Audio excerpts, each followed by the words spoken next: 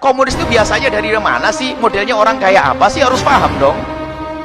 Ini kalau enggak, ini pemerintah ini mereka yang hancur duluan. Rakyat bisa memusuhi mereka. Kalau terjadi pemberontakan kepada pemerintah yang tidak mau menghapus ini, ya jangan disalahkan dong, Wong.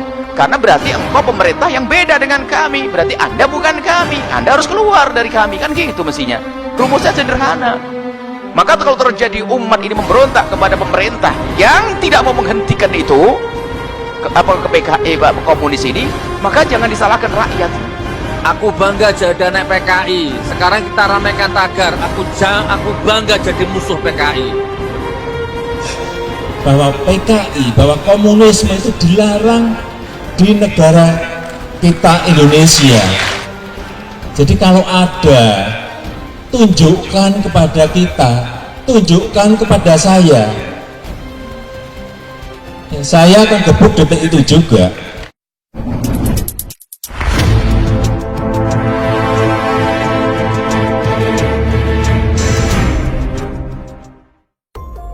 Hari gini bicara PKI, kalimat ini ampuh untuk melemahkan gerakan anti komunisme di Indonesia.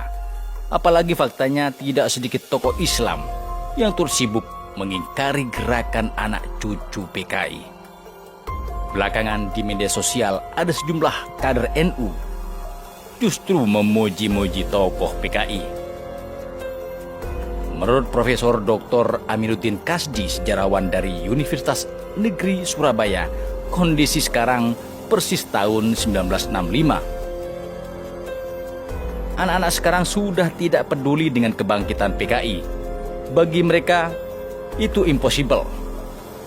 Ya, masuk akal. Apalagi di tengah kesibukan teknologi seperti ini. Anak-anak kita hanya sibuk memikirkan masa depan ekonomi, tidak sempat berpikir masa depan negeri ini. Wajar. Pertama, mereka tidak mengalami bagaimana kejamnya PKI tahun 1948 dan 1965. Kedua, mereka tidak paham modus gerakan komunisme di era sekarang yang bakal memporak-porandakan tatanan kehidupan berbangsa dan bernegara.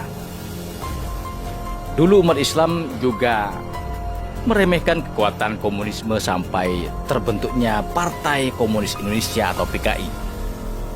Tidak sedikit tokoh-tokoh Islam yang memuji-muji PKI, bahkan larut dalam sayap gerakannya.